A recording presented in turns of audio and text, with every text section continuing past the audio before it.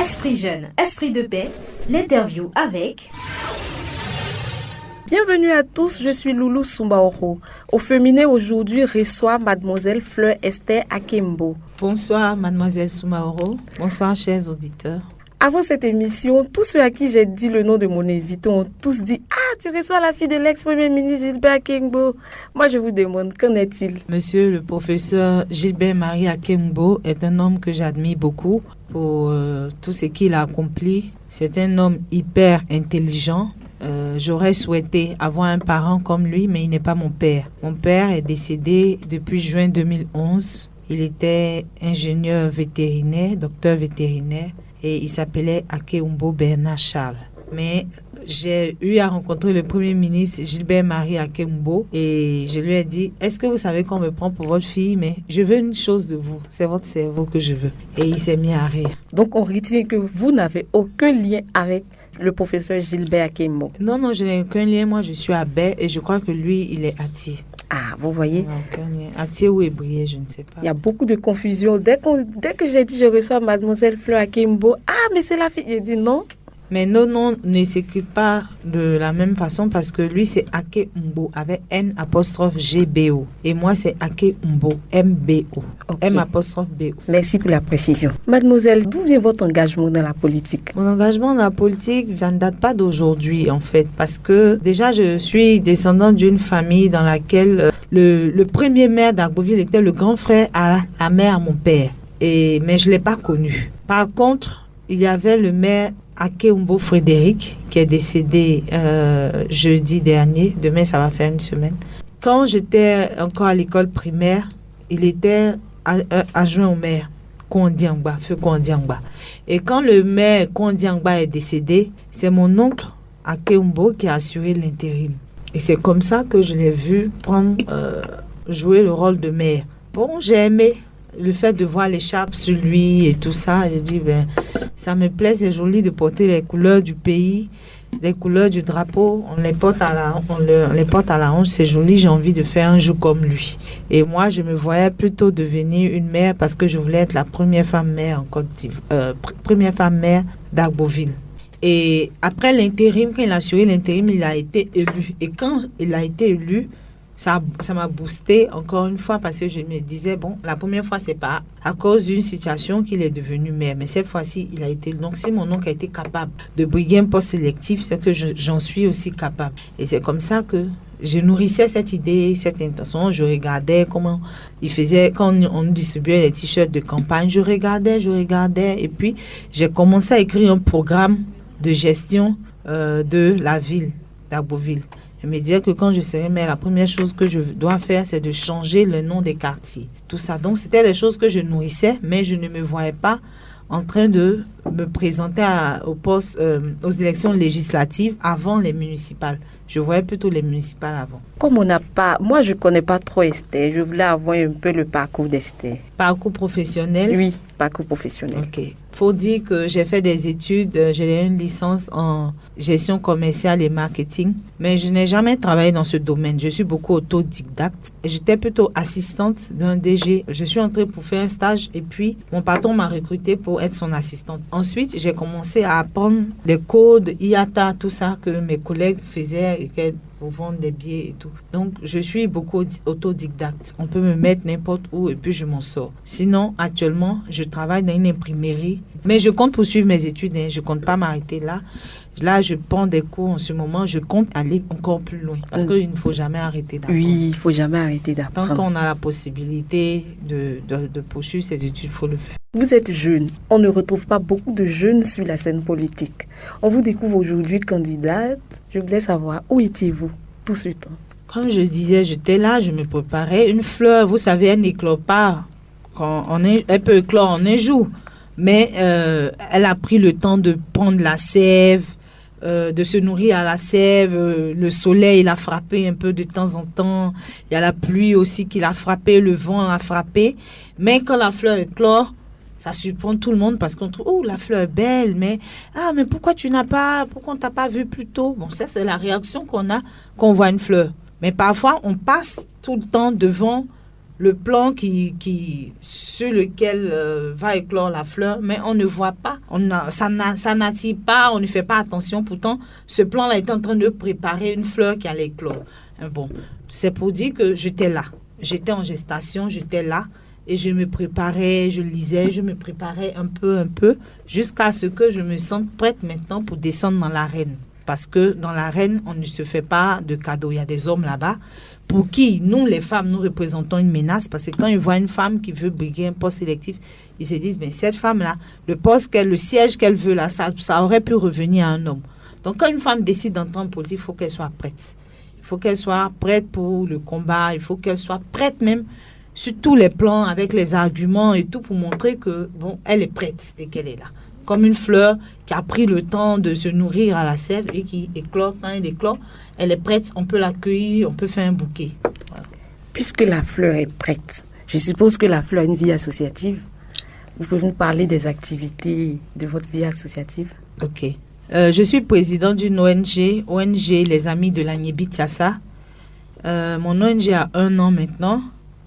Mais d'où m'est venue l'idée de créer une ONG? Avant de créer l'ONG, je faisais déjà je posais des actes, je faisais beaucoup de social chez moi. Mais j'aime pas trop mettre mon nom en avant. Mais je le faisais en mon nom.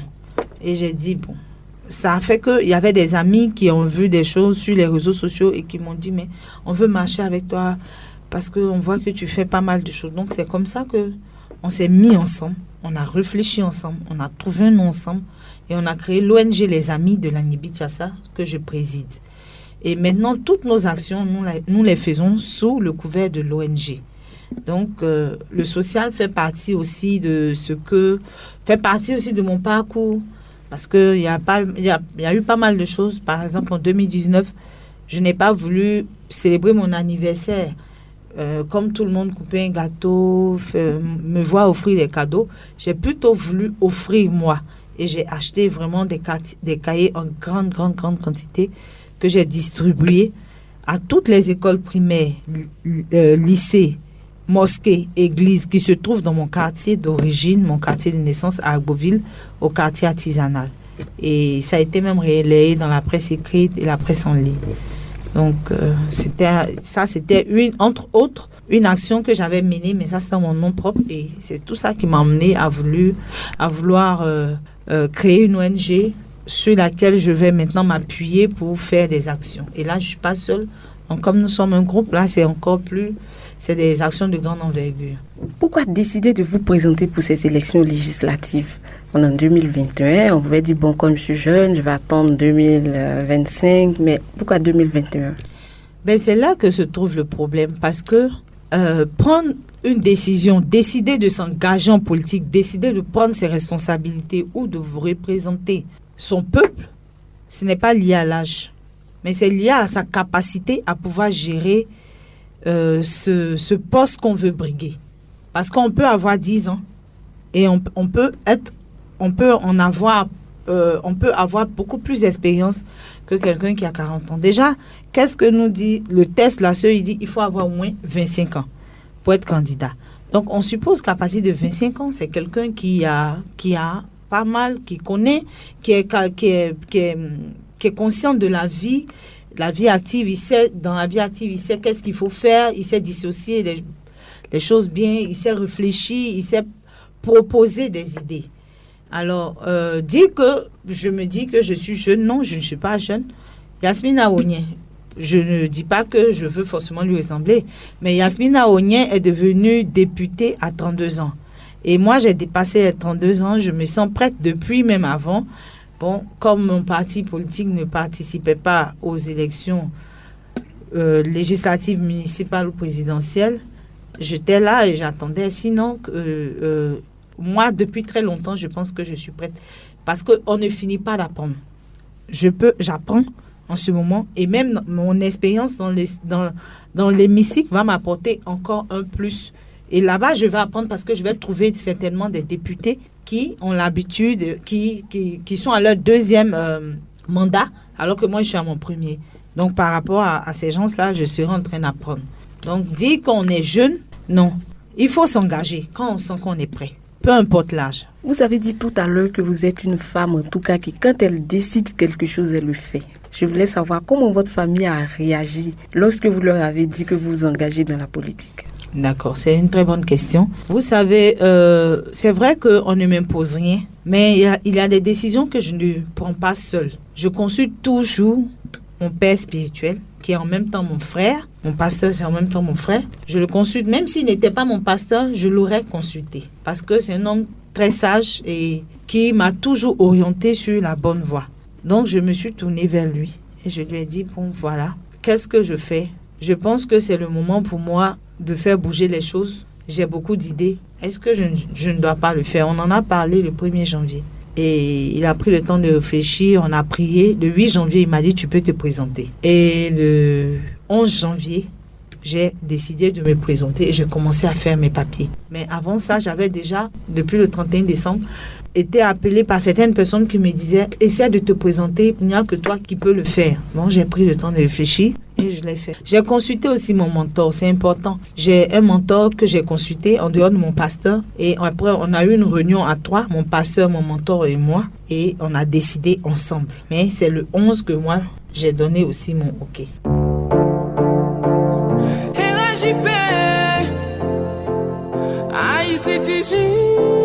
Quand le jour se lève, elle fait ses prières. Malgré le temps qui passe, elle garde espoir. Elle garde espoir. Papa dit qu'elle doit rester à la maison. Si elle veut devenir une bonne femme de maison.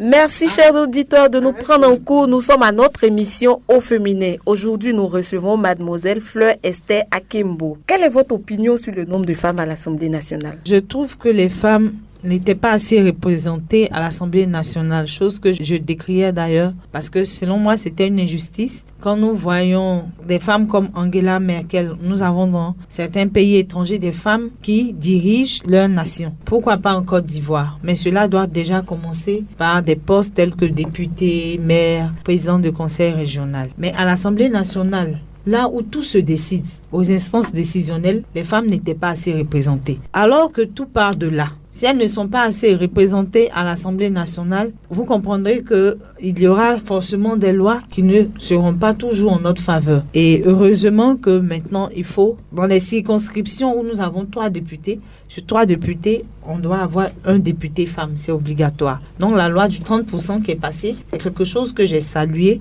et que j'approuve. Et je souhaiterais que les femmes s'intéressent un peu plus à la politique. La politique, c'est pas forcément malsain. L'apport des idées, une contribution qu'on fait au bien-être des populations dans notre circonscription, dans notre collectivité territoriale ou encore même dans notre région, dans notre pays. Selon vous, pourquoi les femmes ne s'intéressent pas à la politique? Vous savez, les femmes ne s'intéressent pas à la politique parce qu'elles se disent que la politique, c'est un métier d'homme. Mais je les comprends. Quand nous voyons des femmes comme Ségolène Royal, quand on lit un de ses livres où elle dit ce que je peux enfin vous dire, si vous le lisez, vous serez très révoltés. Parce qu'elle était à l'Assemblée nationale et elle se voyait chaque jour insultée par des hommes. Elle était ministre, elle se voyait chaque jour diminuée par des hommes. Elle était dans des cabinets ministériels, elle se voyait chaque jour réduite à sa nature de femme. Les femmes développent en général un certain complexe quand elles voient des hommes. Et quand une femme se met dans la peau d'un homme, quand une femme essaie de faire un métier qui, selon elle, est un métier d'homme, vous verrez qu'elle essaie de se forger un caractère où elle essaie de montrer qu'elle est une femme dure, une femme forte, mais au fond, c'est une femme fragile qui se cache en elle. Donc, il y en a qui ne veulent pas avoir cette double personnalité-là. Elles ne veulent pas avoir une carapace qui les protège dehors et être des femmes naturelles quand elles sont chez elles avec leur mari ou leurs enfants. Les femmes se disent, la politique, c'est trop violent. La politique, c'est trop dur. La politique, ça demande trop d'énergie.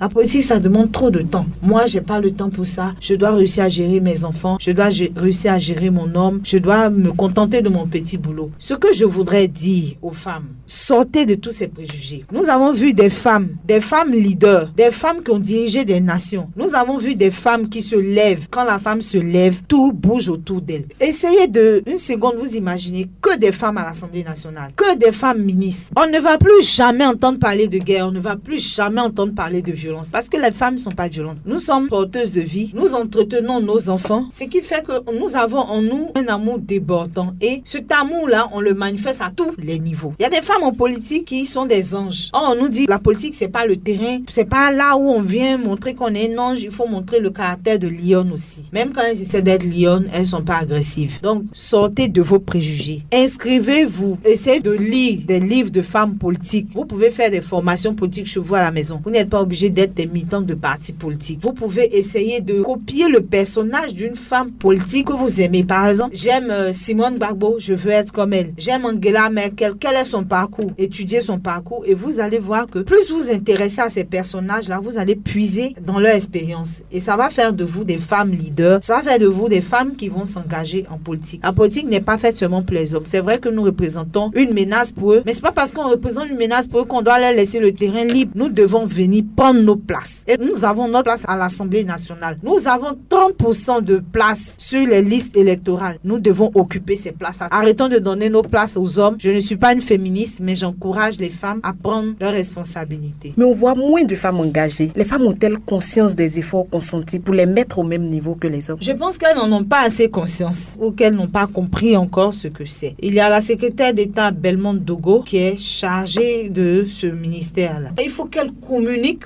beaucoup sur ses activités. Il faut qu'elle communique sur le ministère même qu'elle occupe. Vous ne pensez pas que ce sont les femmes elles-mêmes qui se minimisent? Aujourd'hui, avec tout ce qui se passe, vous pensez que la communication n'est pas assez faite? Non, en fait, je pense que les femmes sont encore dans une bulle. Elles essaient de se protéger elles-mêmes. Elles se disent que si je sors de cette bulle-là, que j'essaie de me lancer en politique, c'est trop violent, c'est un terrain qui n'est pas bon, c'est fait que pour les hommes. Il faut que les femmes comprennent que elles ont leur mot à dire. Le fait pour une femme de gérer la maison, c'est comme si on gère une entreprise. Une entreprise avec combien de personnes? Il y a au moins 10 personnes dans cette entreprise. Gérer un seul enfant, c'est comme si on gère 2 personnes. Gérer les humeurs de nos nounous, c'est comme si on gère 3 personnes. Gérer les caprices de nos maris, c'est comme si on gère 4 personnes. Et la femme a cette capacité à gérer les humeurs de son homme, à gérer les caprices de l'enfant, à gérer aussi les humeurs de la nounou. Vous voyez, mais elle, à quel moment on se demande, mais elle qui fait tout ça là, comment elle-même elle se sent? Les femmes donnent plus, elles en donnent beaucoup. Elles peuvent donc donner toute cette expérience qu'elles ont, tout ce savoir-faire là, elles peuvent aussi le déverser dans la politique pour assainir ce milieu qui n'est pas sain. Il faut qu'elles soient encouragées par leurs hommes, parce qu'il y a des hommes qui n'encouragent pas leurs femmes. Et je crois que le problème vient de là. Le fait que les femmes ne soient pas assez encouragées par les hommes. Il y a des hommes qui te diminuent, ils ne te valorisent pas assez. Une femme qui n'a pas confiance en elle, elle ne peut pas s'affirmer. On s'affirme quand on a confiance en soi. Mais la confiance en soi aussi peut venir du fait que tu es entouré des gens qui te galvanisent. Donc, il faut que le mari encourage sa femme. C'est ce qui va emmener la femme à avoir confiance en elle et c'est ce qui va l'emmener à s'affirmer, à se dire, moi aussi, je peux être leader. Qu'est-ce que vous envisagez pour la suite de votre carrière? Vous savez, on n'entre pas en politique pour devenir riche. Pour entrer en politique, il faut d'abord avoir une certaine condition sociale. Même si ce n'est pas une certaine aisance, même si on n'est pas aisé, mais il faut avoir au moins le minimum vital. Et quand tu t'en sors déjà dans la vie, quand tu entres en politique, tu n'entres pas en politique pour devenir riche, mais tu entres en politique pour apporter. Et comme je disais, mon oncle dont je parlais depuis le début, Feu Akemo Frédéric, quand je me suis engagée, il m'a dit, ma fille, on n'entre pas en politique pour devenir riche, mais on entre en politique pour donner. La politique, c'est le don de soi. Moi, j'avais une situation sociale bien et je suis entrée en politique. Aujourd'hui, je donne tout ce que j'ai. C'est ce que me disait mon oncle. Donc, quand tu entres en politique, il faut apporter. Qu'est-ce que tu peux apporter? Fais une évaluation. Qu'est-ce que je peux apporter aux gens? Est-ce mes idées? Est-ce mon savoir-faire? Est-ce mon temps? Parce que aussi prendre le temps d'écouter les populations, c'est aussi quelque chose qu'on apporte. Donc, si tu penses que tu n'as rien à apporter de toutes ces choses aux populations d'Agboville, ne t'engage pas en politique. Moi, j'avais envie de travailler à ce que ma ville, Agboville, soit une ville touristique, une ville qui donne envie aux gens qui viennent en Côte d'Ivoire d'aller visiter Agboville. C'est-à-dire faire d'Agboville une ville attrayante. Quand je dis attrayante, c'est-à-dire qu'il faut qu'Agboville devienne le centre d'intérêt de tous les Ivoiriens. J'avais même commencé à écrire, depuis toute petite, à écrire un programme pour la gestion d'Agboville et je continue de faire changer les noms des quartiers parce qu'il y a des quartiers qui ne portent pas de bons noms. Il y a un quartier, par exemple, qui s'appelle Athénian. C'est dans mon quartier artisanal. Il y a une zone qu'on appelle Athénian. Et Athénian, dernièrement, j'ai appris que en Djoula, ça veut dire ça ne réussit pas. Et quand j'ai fait l'analyse des personnes qui vivent à Athénian, c'est des gens qui vont à l'école au niveau bac, elles s'arrêtent ou bien n'ont pas de bac, elles font un enfant, on les marie pas, elles sont là au quartier. Donc, je me disais que déjà, il faut qu'on change le nom de ce quartier. On travaille sur l'adressage des rues. On a eu de grandes personnalités au niveau d'Agboville. On a eu des hommes forts. Pourquoi ne pas faire un adressage de rue avec les noms de ces personnes?